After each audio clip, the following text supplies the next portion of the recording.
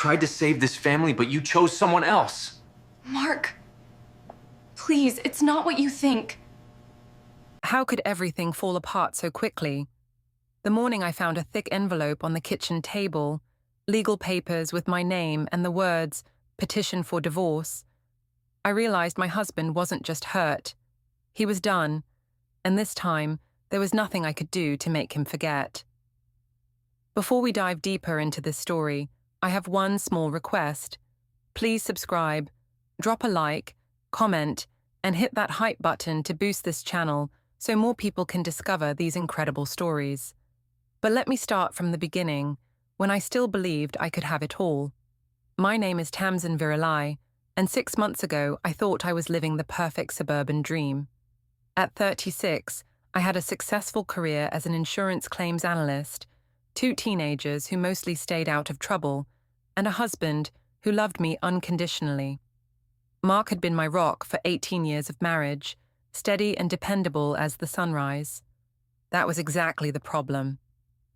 Another thrilling Friday night, I muttered, watching Mark settle into his recliner with a book about World War II aircraft. The same routine we'd followed for years. Dinner at 6, kids upstairs by 9, Mark reading until he fell asleep in his chair. "Did you say something, honey?" Mark looked up, his reading glasses perched on his nose. At 40, he still had most of his hair, though it was graying at the temples. He worked as an accountant at a mid-sized firm downtown, the kind of steady job that paid the mortgage but never sparked conversation at parties. "Nothing important," I replied, scrolling through my phone. That's when I noticed the notification from the dating app I'd downloaded 3 days earlier. My heart raced as I quickly turned the screen away. I hadn't meant for it to go this far. It started innocently enough, just curiosity about what was out there. My friend Janet had been pushing me for weeks. "You're wasting your prime years, Tam," she'd said during our lunch break at the insurance office. "Mark's a good guy, but when's the last time he made your pulse race? When's the last time you felt truly alive?" Janet would know. At 37, she'd been married and divorced twice, and was currently exploring her options while her third husband traveled for work. She made it sound so simple, so justified. "I'm not looking to cheat," I'd protested. I feel invisible sometimes, like I'm disappearing into this routine." "So do something about it," Janet had urged. "Download Tinder, see what's out there. You don't have to act on anything." But I had acted on it. The messages started innocent enough, just flirting, feeling desired again. Then came the photos, the late-night conversations, the rush of knowing someone found me attractive and interesting. "Mom, can you drive me to Sarah's tomorrow?" Zara appeared in the living room doorway. At 16, she had my dark hair, but Mark's steady brown eyes. "Dad said he'd do it, but he's got that early golf thing with Grandpa." "Of course, sweetheart," I said, though I'd already made plans to meet Tom for coffee. Tom Latchford, 42, divorced, and absolutely nothing like my husband. Where Mark was cautious and practical, Tom was spontaneous and charming. He made me feel like the woman I used to be before I became just Mark's wife and the kids' mom. "Thanks," Zara said, but she was looking at me strangely. "Mom, are you okay? You seem different lately." "Different how?" I asked, my stomach tightening. "I don't know. Distracted, I guess. And you're always on your phone." Mark glanced over his book at us. "Your mother's been working a lot of overtime lately. Haven't you, Tam?" The lie came so easily. "Yes, we've got this big case that's requiring extra hours. Very demanding client." Mark nodded and returned to his book, trusting me completely. That trust should have made me feel guilty. Instead, it made me feel trapped. Later that night, as Mark brushed his teeth with the same methodical routine he'd followed for years, I stared at my reflection in the bathroom mirror. When had I become this person? When had I started resenting the man who'd never given me a reason to doubt his love? My phone buzzed with a text from Tom. "Can't wait to see you tomorrow. You're all I think about." The thrill that shot through me was intoxicating. When was the last time Mark had said something like that? When was the last time he'd looked at me like I was the most important thing in his world? "Ready for bed?" Mark asked, emerging from the bathroom in his worn pajamas. "In a minute," I said, still staring at Tom's message. Mark kissed the top of my head, a gesture that had once made me feel cherished but now felt perfunctory. "Don't stay up too late. You've been tired lately." As he settled into bed, I made a decision that would change everything. I typed back to Tom, "Tomorrow can't come soon enough." The next morning, I watched Mark load his golf clubs into the car, the same ritual he'd performed every Saturday for the past 5 years. He waved goodbye with that familiar smile, completely unaware that his wife was about to cross a line that couldn't be uncrossed. "Have fun with Sarah," I called to Zara as she grabbed her backpack. "I'll pick you up at 5. Another lie. I'd already arranged for Sarah's mom to handle the pickup. I needed the whole afternoon free. As I drove to meet Tom at the coffee shop across town, I told myself I deserved this. Mark had become complacent, taking me for granted. He never surprised me anymore, never made an effort to be romantic. This wasn't really cheating. It was just coffee with a friend who appreciated me. But even as I rationalized my choices, a small voice in the back of my mind whispered that I was about to destroy something precious. I silenced that voice and pressed harder on the accelerator. Tom was waiting for me at a corner table when I arrived at the coffee shop, and the sight of him made my pulse quicken. He had that rugged, weathered look that comes from years of outdoor work. He owned a small construction company, and when he smiled, I felt like the only woman in the room. "You look beautiful," he said, standing to pull out my chair. When was the last time Mark had done that? "Thank you," I breathed, settling across from him. "I wasn't sure I should come." "But you did," Tom said, reaching across to touch my hand. "That tells me everything I need to know." We talked for hours about everything and nothing. He told me about his divorce 3 years earlier, how his ex-wife had grown cold and distant. I found myself sharing things about my marriage I'd never admitted to anyone. "Mark's a good man," I said, stirring my third latte. "But he's so predictable. He's content with routine, with the status quo. I feel like I'm suffocating sometimes." "Life's too short to settle for comfortable," Tom said, his thumb tracing circles on my wrist. "You deserve to feel alive, Tamsin. You deserve passion." By the time we left the coffee shop, the sun was setting, and I'd missed Zara's pickup entirely. My phone had been buzzing with increasingly frantic texts from my daughter, then from Sarah's mum, and finally from Mark. "Where are you?" Mark's text read. "Zara's been trying to reach you for hours. I had to leave the golf course to pick her up." Panic set in as I drove home, crafting my excuse. A client emergency, I'd say. Something urgent that required immediate attention. Mark would believe me, he always did. But when I walked through the front door, I was met with 3 pairs of accusing eyes. Mark stood in the kitchen with his arms crossed, still wearing his golf clothes. Zara sat at the counter looking hurt and angry, while 15-year-old Matthew hovered nearby, sensing the tension. "Where were you, Mom?" Zara demanded. "I called you 12 times. "I'm so sorry, honey. I had a work emergency." "On Saturday?" Mark interrupted, his voice carefully controlled. "What kind of insurance emergency happens on Saturday afternoon?" My mind raced. "A major claim. The client was threatening to sue if we didn't respond immediately. I had to meet with our legal team." Mark studied my face for a long moment. "Your boss called the house looking for you around 4. Said he needed to discuss the Morrison file on Monday." My stomach dropped. If my boss had called, he clearly wasn't part of any Saturday emergency meeting. That was about a different case," I stammered. "Mum, you smell like cologne," Matthew said quietly. "Men's cologne." The accusation hung in the air like smoke. Mark's expression shifted from concern to something harder, more guarded. "I was in a crowded office," I said quickly. "Lots of people around." But I could see the doubt creeping into Mark's eyes, and something inside me rebelled against it. Why should I have to justify my every move? Why couldn't I have a life outside this house, these responsibilities? I don't appreciate being interrogated, I said, my voice rising. I work hard for this family. I'm entitled to have my time respected. Respected? Zara stood up, her chair scraping against the floor. You left me stranded, Mum. I was embarrassed in front of Sarah's whole family. It was one mistake. It wasn't one mistake, Mark said quietly. You've been distant for weeks, coming home late, always on your phone, making excuses. What's going on, Tam?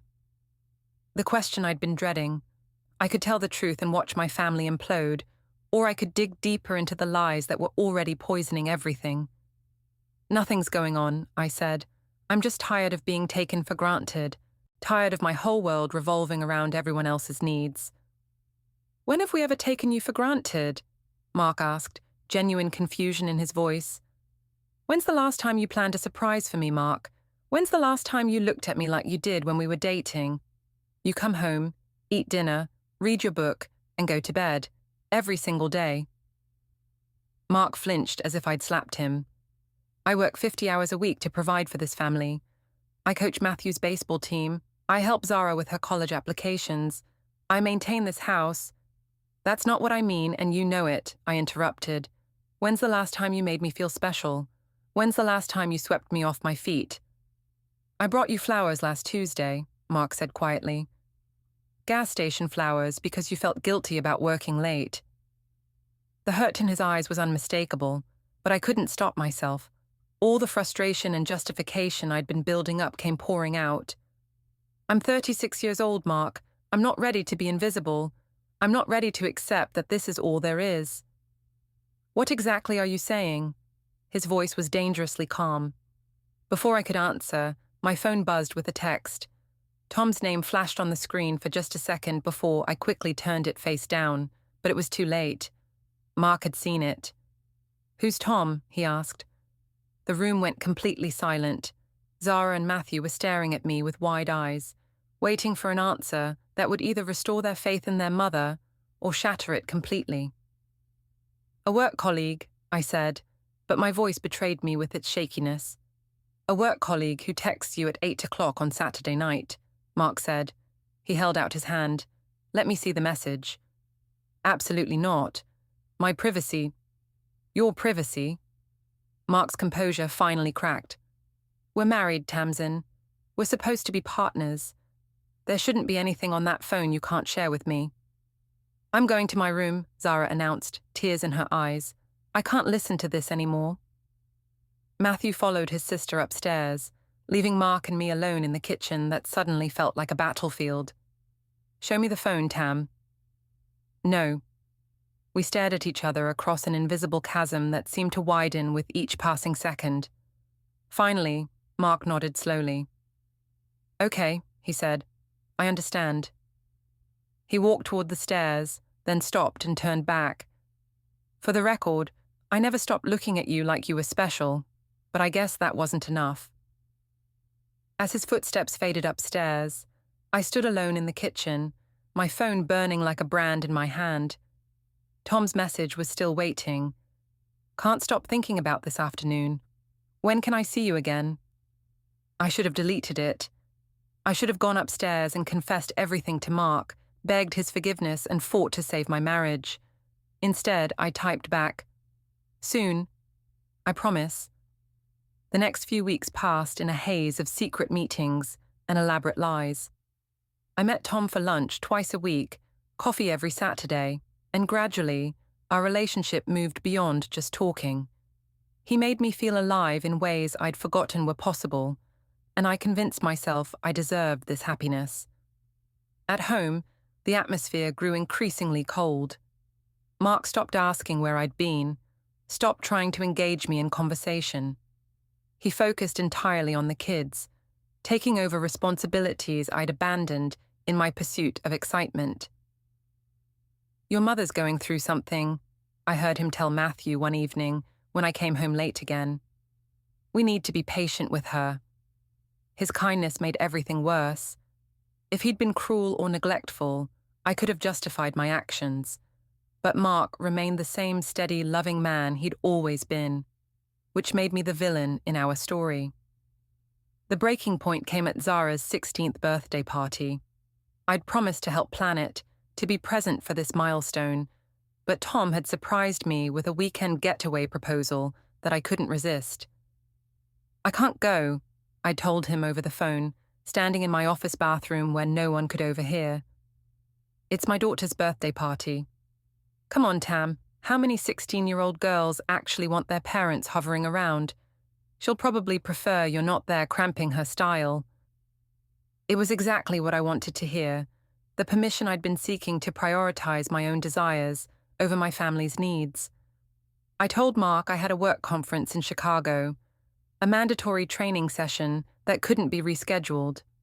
He looked at me with those steady brown eyes and simply nodded. "I'll handle everything," he said. "Don't worry about it." The weekend with Tom was intoxicating. We stayed at a bed and breakfast in the mountains, talked for hours, made love like teenagers. For 48 hours, I forgot I was a wife and mother.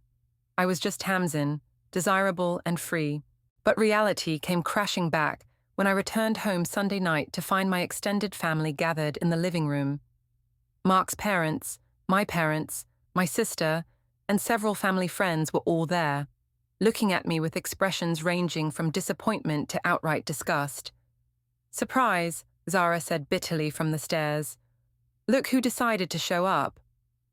"What's going on?" I asked, though the sinking feeling in my stomach told me I already knew. Mark stood up from the couch, his face a mask of controlled fury. "We need to talk, privately." He led me to his office and closed the door. On his desk were printouts of photos from Tom's social media, photos of us together at restaurants, at the coffee shop, laughing and holding hands like lovers. "Janet's husband saw these online," Mark said quietly. "Tom apparently isn't as discreet as you thought. He's been posting about his new friend for weeks." My legs gave out and I sank into a chair. "Mark, I can explain." Can you explain how you missed your daughter's 16th birthday to be with your boyfriend? Can you explain how you looked me in the eye and lied about a work conference while you were playing house with another man?" The pain in his voice was devastating, but what scared me more was the coldness underneath it. This wasn't the Mark I knew, the one who forgave easily and loved unconditionally. "It's not what you think," I said desperately. "It's not serious. He makes me feel young again, appreciated. And I don't." The question hung between us. I could have lied, could have tried to salvage something, but the truth spilled out instead. "Not the way he does. You love me like a habit, Mark, like something you're used to. Tom loves me like I'm a prize he's won." Mark was quiet for so long I thought he might not respond at all. When he finally spoke, his voice was barely above a whisper. "I love you like you're the mother of my children, like you're the woman I chose to build a life with. I love you like you're my partner, my equal, my best friend. I'm sorry that feels like a habit to you." "That's not what I meant." "Yes, it is." He stood up and walked to the window, his back to me. "It's exactly what you meant. And now I understand why nothing I did was ever enough. You didn't want a husband, Tam. You wanted a fan club." "That's not fair." He turned around, and for the first time in our 18-year marriage, I saw something in his eyes I'd never seen before. Contempt. "Fair? You want to talk about fair? Is it fair that our daughter spent her birthday crying because her mother couldn't be bothered to show up? Is it fair that our son asked me if you still loved us? Is it fair that I had to explain to both sets of our parents why my wife was cheating on me?" "You told them." "I didn't have to. The pictures were all over social media. Half the town has seen them by now." The humiliation hit me like a physical blow. Everyone knew. Everyone had seen the evidence of my betrayal, my selfishness, my complete destruction of everything I'd claimed to value. "I want you to end it," Mark said. "Tonight. I want you to call him right now and tell him it's over." "And then what? We just pretend this never happened?" "Then we try to save our marriage, We go to counseling. We figure out how to rebuild the trust you've destroyed. But only if you're willing to do the work, Tam. Only if you can honestly tell me that our family means more to you than your affair. It should have been an easy answer. My husband, my children, the life we'd built together. Of course they meant more than a few weeks of excitement with a man who'd probably move on to someone else within a month. But as I sat there looking at Mark's expectant face, I realized I wasn't sure I could give up what Tom represented. The passion, the novelty, the feeling of being desired rather than simply needed. I need time to think, I said. Mark's expression went completely blank. You need time to think about whether your family is worth more than your boyfriend. It's not that simple. It's exactly that simple. He opened the office door. Everyone's waiting for an answer, Tam. Your parents want to know if they raised a daughter who would abandon her children for a fling. My parents want to know if they should start custody proceedings to protect their grandchildren. And your kids want to know if their mother loves them enough to come home. The weight of all those expectations, all that judgment felt crushing. Instead of motivating me to do the right thing, it made me defensive and angry. Maybe if you'd paid more attention to me, if you'd made an effort to keep our marriage exciting, I wouldn't have needed to look elsewhere, I snapped. Mark stared at me for a long moment, then nodded slowly. Thank you for making this easier, he said. I was actually hoping you'd fight for us. He left me sitting in his office, surrounded by the evidence of my betrayal, while he returned to face our family alone. Through the closed door, I could hear quiet conversations, chairs scraping, people leaving. When I finally emerged, the house was empty except for Mark and the kids. Zara wouldn't look at me, and Matthew's eyes were red from crying. I'm sleeping in the guest room, Mark announced, until you decide what you want more, your family or your freedom. As I watched him carry his pillow and clothes downstairs, I told myself he was being dramatic. He'd cool off, we'd work things out, and life would return to normal. I had no idea that Mark had already made his decision, and that normal was never coming back. 3 weeks later, I realized Mark wasn't bluffing about anything. He'd moved completely into the guest room, treating me with the polite distance he might show a stranger. Worse, he'd begun taking over every aspect of the children's lives, school events, doctor's appointments, social activities, as if I'd already been written out of the family narrative. I can drive myself to practice, Zara told me when I offered to take her to volleyball one Tuesday afternoon. Dad's already arranged it. Since when does your father handle your schedule?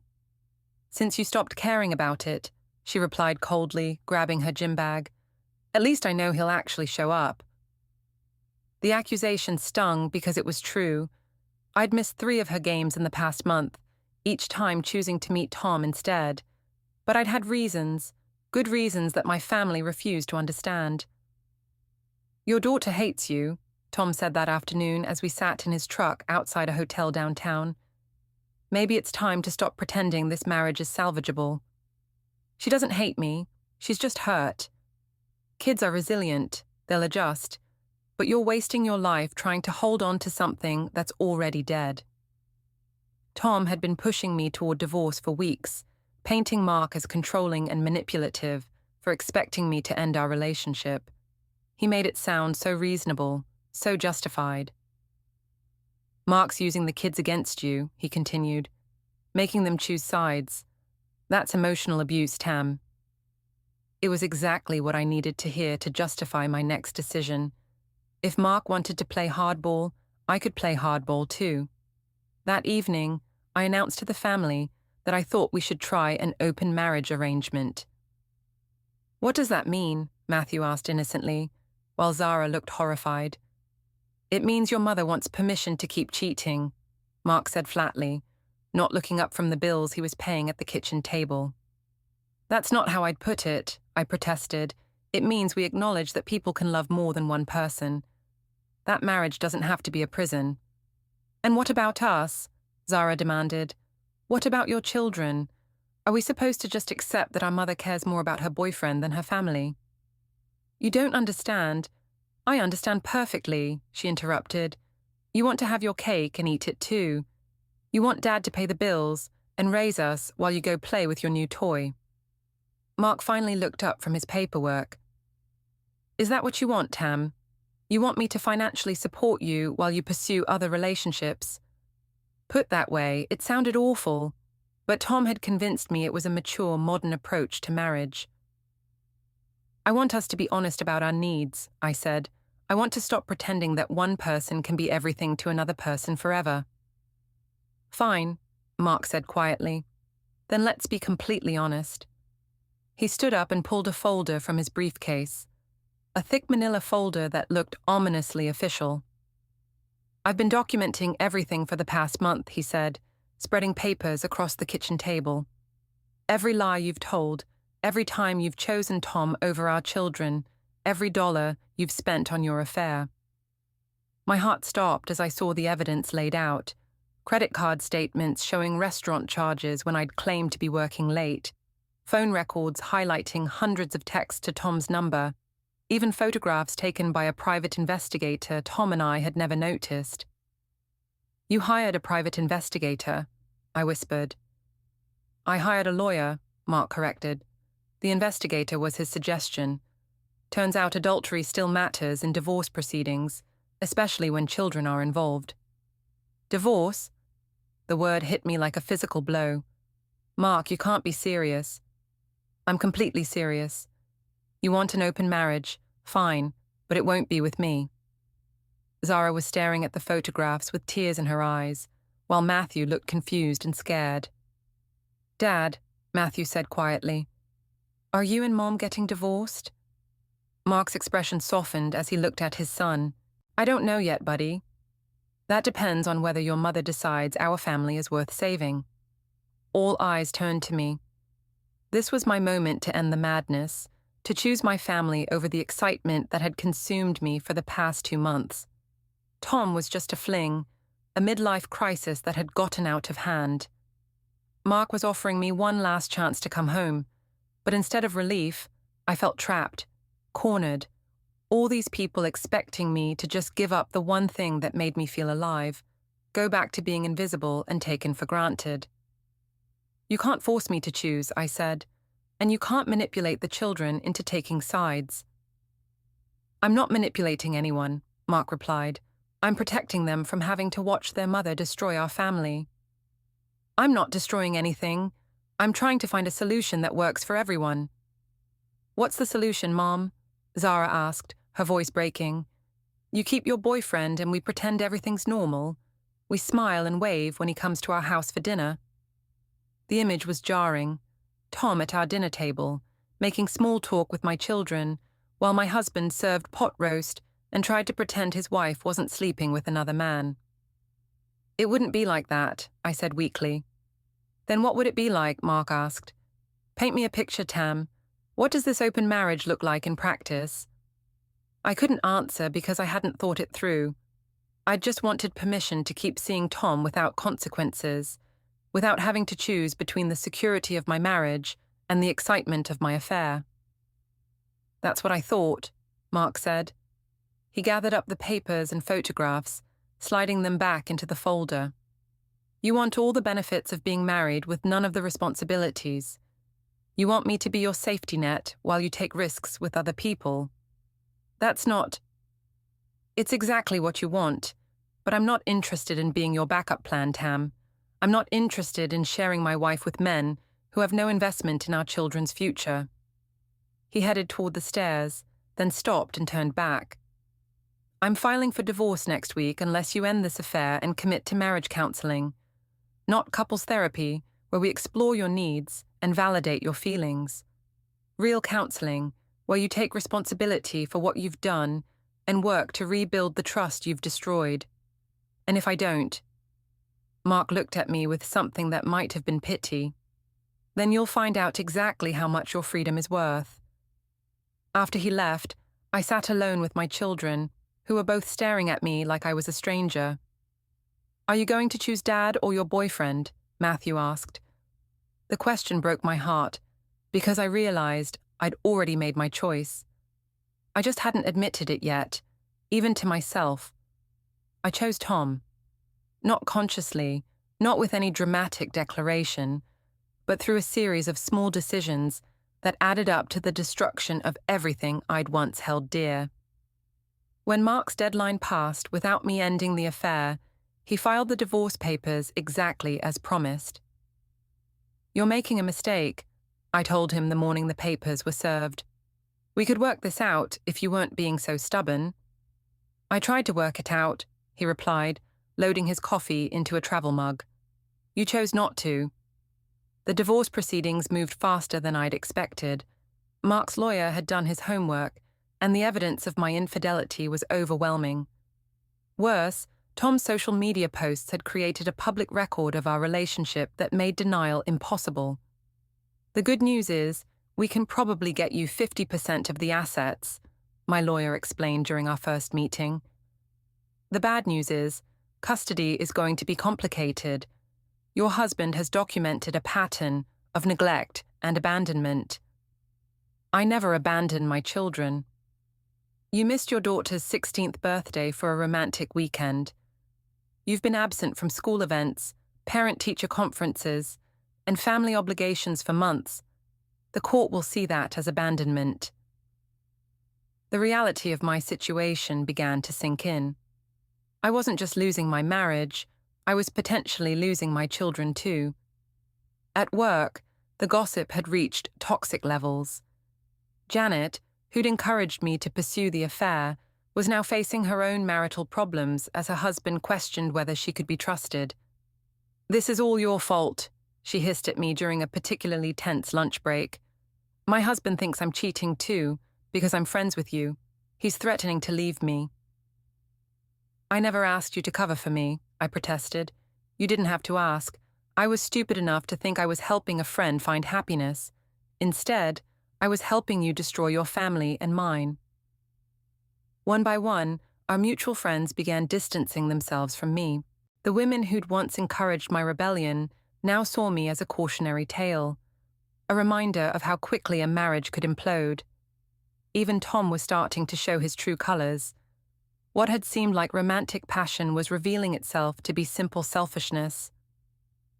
"I don't understand why you're so upset about the custody thing," he said one evening, as I cried over the legal documents. "Kids are expensive and time-consuming. This way, you'll be free to focus on us." "They're my children, Tom. I love them." "Do you? Because from where I'm sitting, it looks like you've been trying to escape them for months." His words hit like a slap, partly because they contained a grain of truth I wasn't ready to face. Had I been trying to escape? Had my pursuit of excitement been partly about running away from the responsibilities of motherhood? "That's not what this was about," I said weakly. "Wasn't it? Come on, Tam, be honest. You were bored with your life, bored with being a suburban mom and wife. I gave you an escape from all that." The conversation continued, but I barely heard it. I was thinking about Zara's volleyball games, the ones I'd missed to be with Tom, Matthew's baseball season, which I'd barely participated in, the family dinners I'd skipped, the bedtime stories I'd stopped reading, the 1,000 small moments I'd sacrificed for stolen afternoons with a man who saw my children as obstacles to his happiness. That night, I tried to have a real conversation with Zara and Matthew. I found them in the living room watching a movie with Mark, looking like a complete family unit that didn't include me. "Can we talk?" I asked. "About what?" Zara replied without looking away from the screen. "About us. About what's happening to our family." "Our family?" Matthew looked at me with confusion. "Mom, you left our family months ago. You just haven't moved out yet." The accusation was devastating because it was true. I had left them, emotionally, if not physically. I'd been living in the same house but investing my time and energy elsewhere. "I never stopped loving you," I said. "Maybe not," Zara said, finally turning to face me. "But you stopped showing up for us. You stopped being our mom." "I'm still your mother. Are you? Because moms don't miss their kids' birthdays for boyfriends. Moms don't lie about where they've been. Moms don't make their children choose between parents." "I never made you choose." Yes, you did, Matthew interrupted. Every time you picked him over us, you made us choose. And we chose Dad because at least we know he'll be here. Mark hadn't said a word during this exchange, but I could see the pain in his eyes. Not for himself, but for our children, who were having to articulate truths that no teenagers should have to understand. I can change, I said desperately. I can be better. I can be the mother you deserve. Can you? Zara asked. Because you've had months to choose us, and you haven't. Why should we believe you'll choose us now? I had no answer for that. Every promise I might make was undermined by months of broken promises, missed opportunities, and selfish choices. That weekend, Tom broke up with me. This is getting too complicated, he said over coffee at our usual place. I didn't sign up for all this drama. The divorce, the custody battle, the angry kids. It's not fun anymore. So that's it? You're just done? Come on, Tam. We both knew this wasn't going to last forever. It was fun while it lasted, but I'm not looking to be a stepfather to a couple of teenagers who hate me. As I watched him walk away, I realized I'd lost everything for a man who'd never been serious about me in the first place. My marriage was over, my children barely spoke to me, my friends had abandoned me, and the man I'd sacrificed everything for had just walked away like I meant nothing. I drove home to find Mark loading boxes into his car. Where are you going? I asked. The kids and I are staying at my parents' house until the divorce is final, he said without looking at me. The lawyer thinks it's best if we establish a clear separation. You can't take my children away from me. I'm not taking them anywhere, Tam. They asked to come with me. They don't want to be here anymore. Zara and Matthew emerged from the house carrying their own boxes, their faces carefully blank as they avoided eye contact with me. Please don't do this, I begged. We can work it out. We can go to counseling. We tried counseling, Mark said quietly. You refused to go, remember? You said you didn't need someone else telling you how to live your life. He was right. I'd rejected every attempt at reconciliation, every offer of help, every chance to save what we'd built together. I made mistakes, I said. But I love you. I love our family. Mark finally looked at me, and what I saw in his eyes was worse than anger or hatred. It was indifference. I believe you love us, he said, but not enough. Not more than you love yourself. As I watched my family drive away, leaving me alone in the house that had once been filled with laughter and love, I finally understood the true cost of my choices. I hadn't just lost my husband and children. I'd lost myself, the woman I'd once been proud to be. 6 months after Mark filed for divorce, I sat in a courtroom listening to my life being dissected by lawyers who spoke about my children like they were assets to be divided. The judge, a stern woman in her 60s, reviewed the evidence with the dispassionate efficiency of someone who'd seen too many families destroyed by selfishness and betrayal.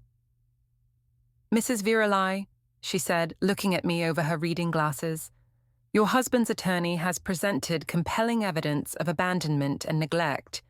Can you explain to the court why you believe you should have equal custody of your minor children?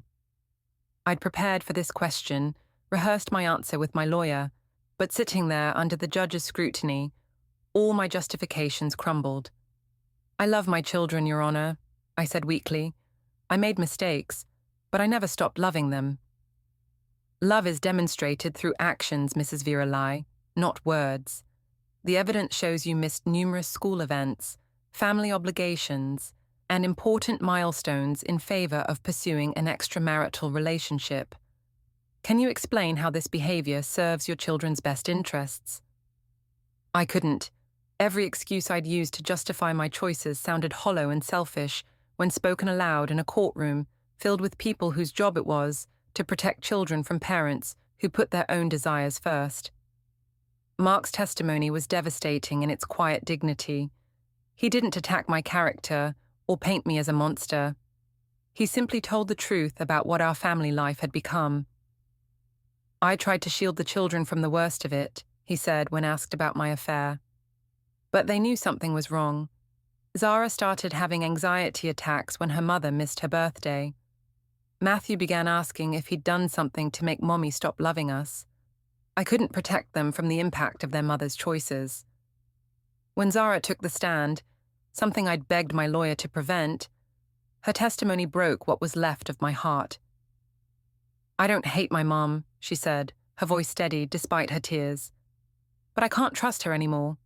She promised she'd be at my birthday party, at my volleyball games, at parent-teacher conferences. She broke every promise. I need to live with the parent who keeps his word." The judge awarded Mark primary custody with supervised visitation for me, 2 hours every other weekend, to be gradually increased if I completed counseling and demonstrated consistent behavior. I was also ordered to pay child support, a bitter irony since I'd spent months accusing Mark of using me for financial security. The financial settlement was equally devastating. Mark got the house, the better car, and most of our savings. I was left with enough to rent a small apartment and start over, which felt appropriate since I'd thrown away everything worth keeping. But the worst part wasn't the legal consequences, it was the social aftermath. The story of our divorce had spread through our community like wildfire, and I'd become a cautionary tale whispered about at PTA meetings and neighborhood barbecues. "Did you hear about Tamsin Virelai? Left her husband and kids for some construction worker who dumped her the minute things got complicated." The whispers followed me everywhere. At work, at the grocery store, at the coffee shop where Tom and I used to meet. I'd become a pariah, the woman who'd had everything and thrown it away for nothing. My parents, who'd raised me to value family and commitment, could barely look at me during our awkward monthly dinners.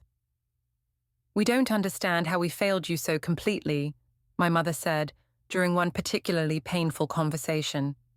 "We thought we'd taught you better than this." "You did teach me better," I replied. "I just chose not to listen." It was the first completely honest thing I'd said in months, and my mother's tears told me she recognized the truth in it. The supervised visits with my children were excruciating. We'd meet at a family center where a social worker observed our interactions, taking notes about my parenting skills and emotional stability. Zara was polite but distant, answering my questions with the minimum required responses. Matthew tried harder to connect, but even he seemed to be going through the motions. "How's school?" I'd ask. "Fine." "Are you still playing baseball?" "Yeah." "Do you like your new coach?"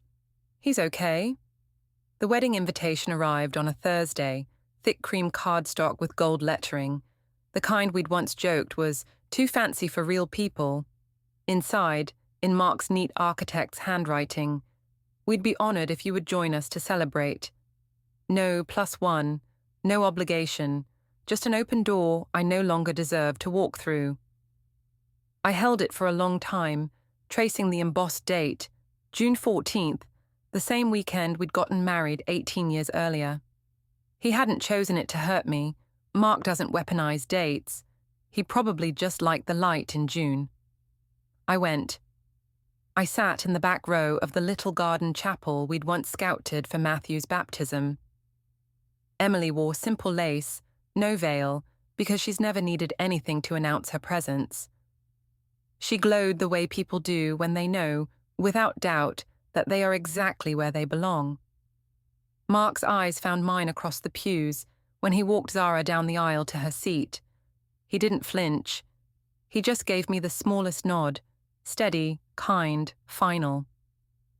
When the minister asked if anyone objected, I bit the inside of my cheek until I tasted copper. My silence was the loudest sound I'd ever made. At the reception, I stayed on the edges, nursing one glass of champagne I didn't drink. Matthew spotted me first, all lanky 15-year-old limbs in his first tailored suit. "You came," he said, half surprised, half relieved. I wouldn't miss it.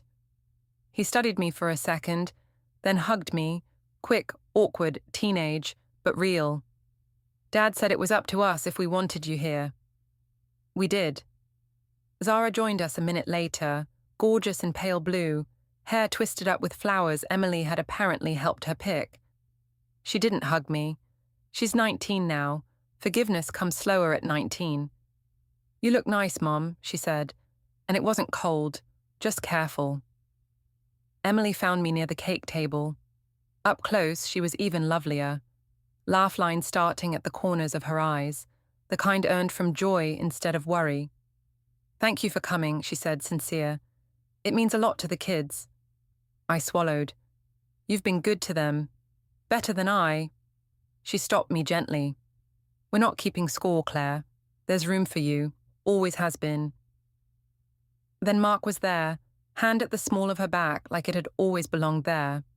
He looked lighter. The tight set of his shoulders I'd blamed on work stress for years was gone. He met my eyes. You okay? I laughed once, a broken sound. Define okay. He glanced at Emily, then back at me. You made it through the hard part. The rest is just living with it. Emily squeezed his arm and drifted away to check on Zara, giving us 20 seconds of something like privacy. I kept the beach photo, he said quietly. The one from our 10th anniversary. It's in the hallway now. The kids like seeing proof we were happy once. My eyes burned. We were. Yeah, he said. We really were. He started to walk away, then paused. Claire, be kind to yourself. Hate is just love with nowhere left to go. Then he returned to his bride, to our children, to the life he'd built from the ashes I'd left behind. I slipped out before the first dance. In the parking lot, I sat in my car and finally opened the glove compartment where I'd kept one thing from the old house. The silly keychain he'd bought me on our honeymoon. 2 plastic flip-flops that read, "Forever starts here." I cried the way you only cry when the story is truly over. I will always be their mother. I will never again be his wife. I will never again be the woman who deserved any of it. But I was at the wedding. I was invited. I was allowed to witness his happiness. And for the rest of my life, that small mercy and the memory of my children's careful, growing smiles will have to be enough. It isn't punishment. It's just truth. And some truths you don't survive. You learn to carry.